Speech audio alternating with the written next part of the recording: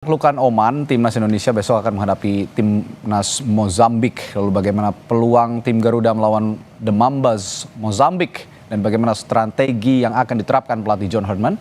Kita ulas bersama pengamat sepak bola M. Kusnaini. Selamat malam, Gus. Selamat malam, Bung Radi. Ya, secara ranking Mozambik lebih tinggi, 101 dibandingkan dengan timnas Indonesia. Kekuatan Mozambik, kalau kata Ivar Jenner, masih belum bisa terlihat. Kalau Anda sudah bisa ngintip-ngintip kekuatan Mozambik sejauh ini bagaimana? Iya, secara umum nih bukan merupakan tim yang luar biasa di Afrika, Mozambik ini ya. Bukan seperti Senegal, Pantai Gading, atau Mesir ya. Ini mungkin kalau di percaturan sepak bola Afrika, Mozambik ini mungkin kastanya agak sedikit di bawah ya. Jadi mungkin di lapis kedua atau lapis ketiganya tim-tim elit di Afrika ya. Tapi bagaimanapun tim ini memiliki peringkat di atas kita ya. Peringkatnya masih 101, cukup jauh di atas kita. Dan rata-rata pemainnya bermain meskipun bukan di kompetisi utama di Eropa, tapi rata-rata bermain sebagian di Eropa di samping kompetisi domestik. Yang kedua, Mozambik ini juga memiliki kelebihan para pemainnya memiliki postur yang bagus ya. Seperti halnya banyak tim Afrika, mereka memiliki kekuatan fisik yang kadang-kadang menjadi salah satu sandungan bagi pemain-pemain kita. Karena itu kalau saya sih berharap Indonesia menghadapi Mozambik sama seperti disampaikan Ketua Umum tadi, harus fokus, harus tetap serius menghadapinya, seolah-olah kita akan menghadapi lawan yang sama beratnya dengan lawan kita sebelumnya, Oman. Ya, sepak bola memang tidak bisa diukur dengan matematika, tapi kalau kita mencoba menakar begitu, laga kemarin Oman menang 4-1, cukup telak begitu lawan Mozambik. Sementara timnas menang lawan Oman telak juga 3-0. Nah, apakah ini bisa jadi gambaran timnas nanti pada saat melawan Mozambik?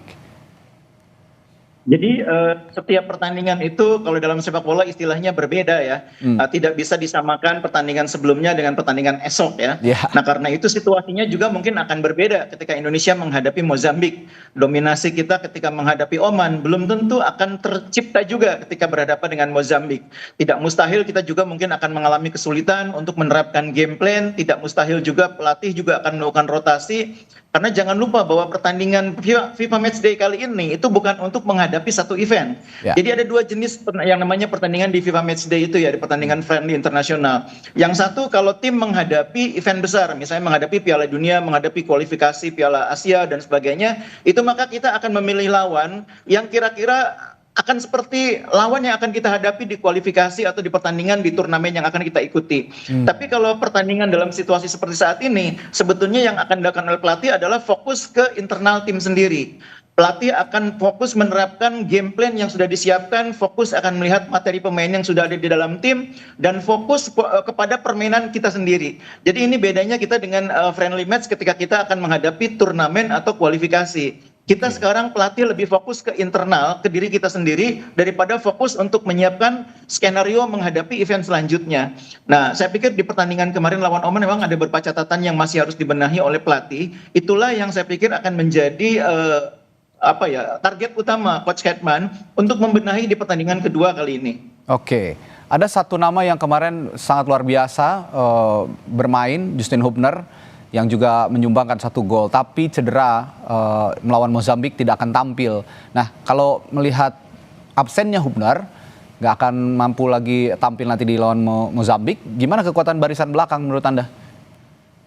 Menurut saya lini pertahanan kita ini salah satu lini terkuat yang kita punya saat ini. Terlepas dari absennya Justin, kita masih punya banyak alternatif di lini pertahanan ya. Kita masih punya beberapa pemain yang bahkan bisa digeser posisinya untuk bermain di posisi di belakang. Seperti Kevin Dix, dia bisa bermain sebagai wing back kanan, sebagai full back kanan, atau bahkan jadi back tengah. Center back. Bahkan Verdong juga pemain yang bisa dimainkan di posisi itu. Jadi salah satu kelebihan lini pertahanan kita menurut saya saat ini materinya sangat bagus, materinya sangat beragam, sehingga bisa saling mengisi ketika ada yang cedera.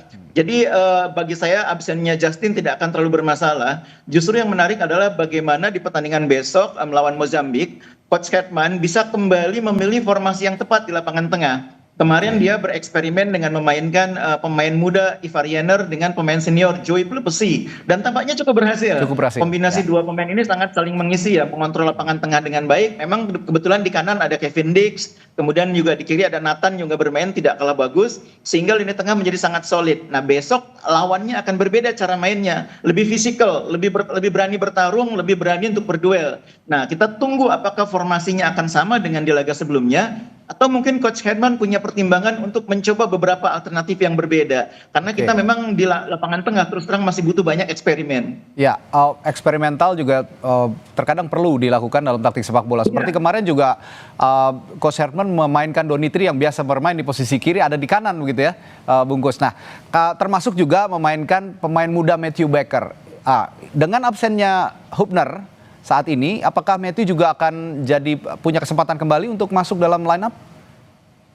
Dari segi posisi agak sedikit berbeda memang ya. Kalau Justin ini kan lebih ke back tengah yang main di kiri. Sementara Baker ini kalau untuk ukuran pemain senior sekarang itu lebih tepat sebagai back kiri ya. Dia punya potensi untuk menjadi back tengah kiri karena di tim usia muda, di timnas U19, U17 dia juga main di posisi back tengah kiri. Tapi untuk timnas senior saya pikir dia masih butuh waktu untuk bermain di posisi back tengah kiri. Lebih ideal kalau main di posisi back kiri sebagai full back kiri atau sebagai wing back kiri.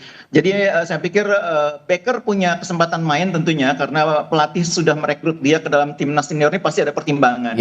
Tapi untuk bermain sebagai starter mungkin belum saatnya saat ini ya. Apalagi menit bermain kemarin kan mungkin baru sekitar 10 menitan. Tapi dalam sepak bola segala sesuatu bisa terjadi ya, dan tidak mustahil Coach Hetman membuat kejutan. Secara matematis, secara hitung-hitungan sih kayaknya dia lebih banyak sebagai pengganti kansnya. Ya, Mozambik adalah tim yang baru pertama kali dihadapi oleh timnas Indonesia dan masih agak buta juga kekuatannya. Tapi yang harus diwaspadai tadi Bungkus setidaknya waspadai postur-postur pemain Mozambik yang punya kelebihan postur yang besar gitu, yang tinggi dan juga punya kecepatan. Nah, kira-kira apalagi yang harus diwaspadai, singkat saja Bungkus?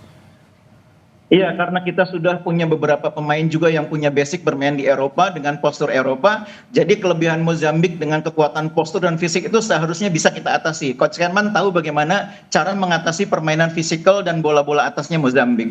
Oke, baik. Terima kasih analis sepak bola M. Kusnaini telah berbagi analisisnya di Sapa Indonesia Malam untuk pertandingan Indonesia melawan Mozambik besok. Terima kasih Bungkus, selamat malam, sampai jumpa lagi. Terima kasih Bung Radi.